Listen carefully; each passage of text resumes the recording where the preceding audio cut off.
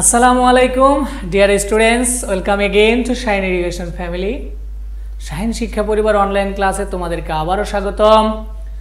আজকে আমরা present indefinite অর্থাৎ ইনডিফিনিট টেন্স নিয়ে কথা বলবো।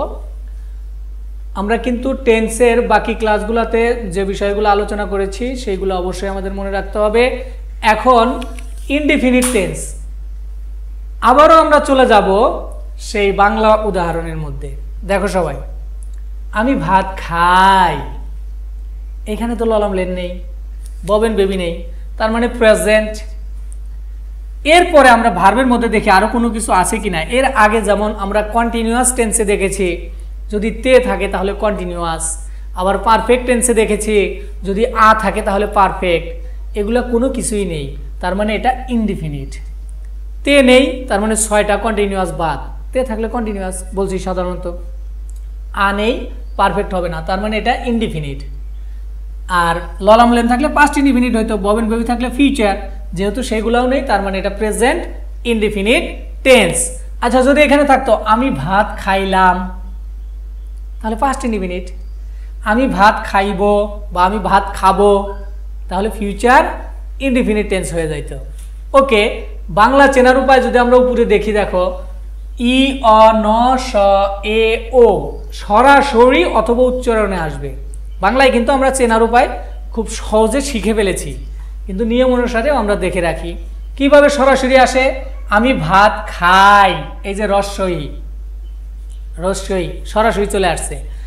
এরপর সেই বিদ্যালয়ে যায়, অন্তস্থ অ, দেখো এই যে সরাসরি চলে আসছে, এটা প্রেজেন্ট ইনডিফিনিট টেন্স। ওকে, কিভাবে উচ্চারণে আসে?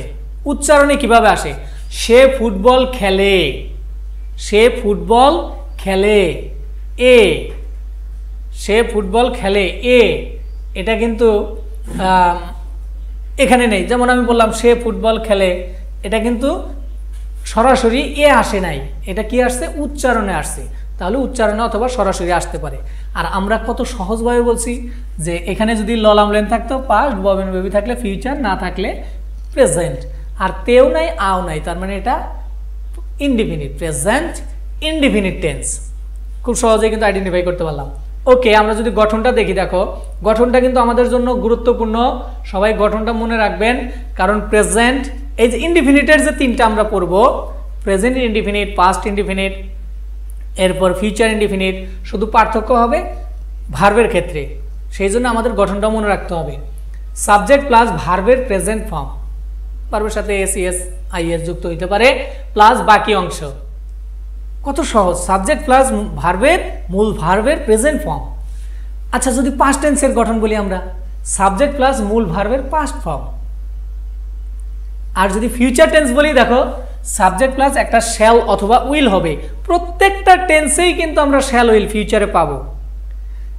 মনে রাখতে হবে কন্টিনিউয়াসে যদি শুধু ফিউচার কন্টিনিউয়াস হয়, শ্যাল উইলের পর একটা B.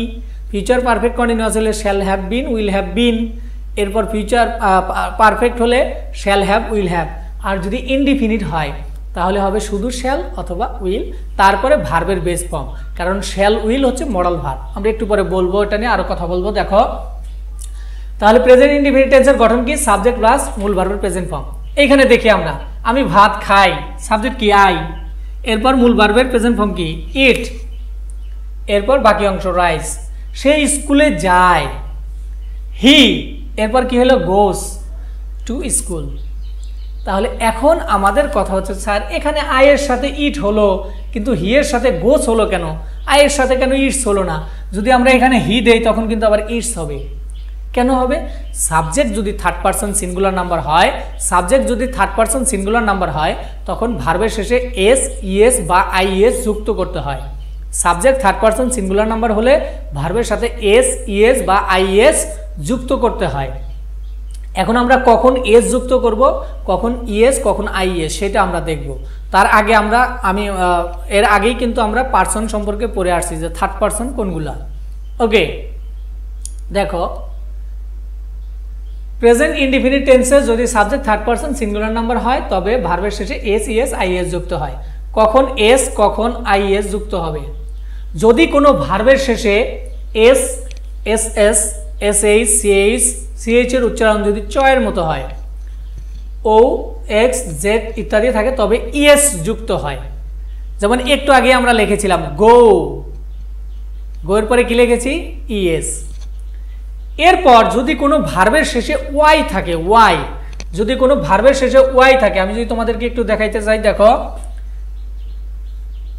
Try,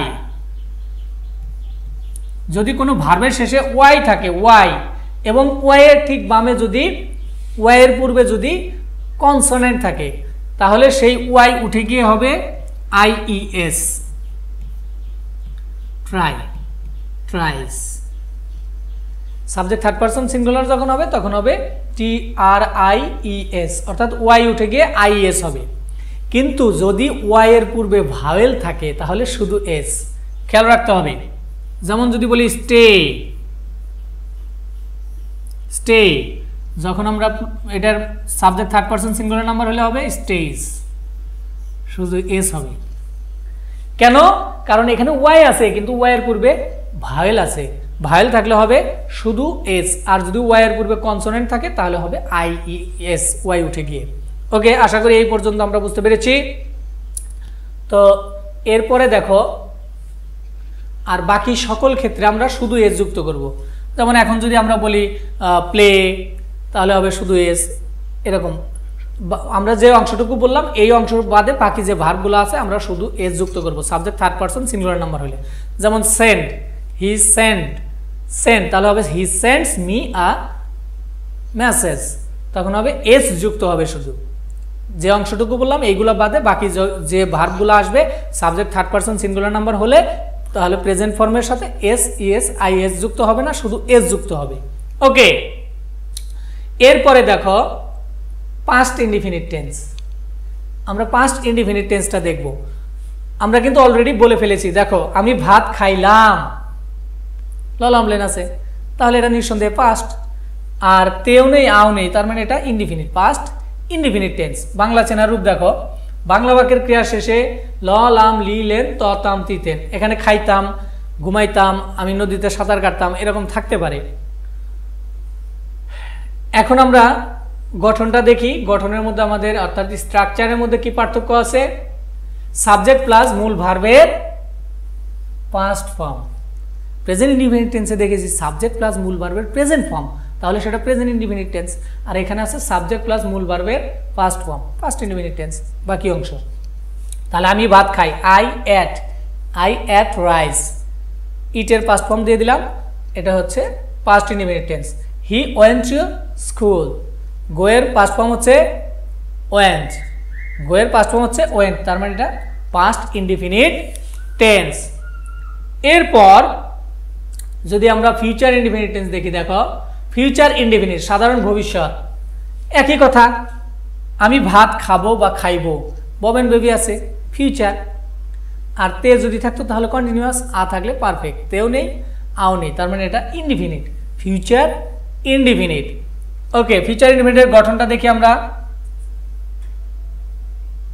subject plus shall অথবা উইল, মূল ভার্বের বেস ফর্ম, মূল ভার্বের বেস ফর্ম হবে প্লাস বাকি অংশ।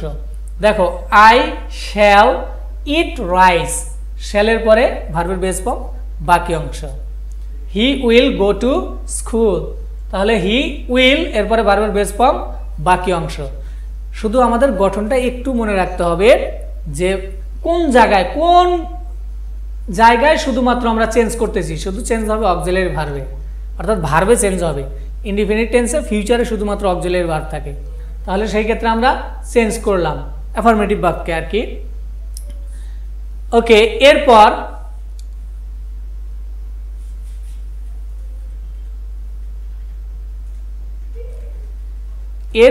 পরবর্তীতে আমরা আমাদের যে ক্লাস আসবে সেই ক্লাস নিয়ে পরবর্তীতে তোমাদের সাথে আবার সাক্ষাৎ হবে ইনশাআল্লাহ। সেই পর্যন্ত সবাই ভালো থাকবে, সুস্থ থাকবে, আর আমাদের চ্যানেলটি অবশ্যই সাবস্ক্রাইব করে রাখবে যাতে নতুন ভিডিও আসার সাথে সাথে তোমরা পেতে পারো। সবাইকে অসংখ্য ধন্যবাদ। আসসালামু আলাইকুম।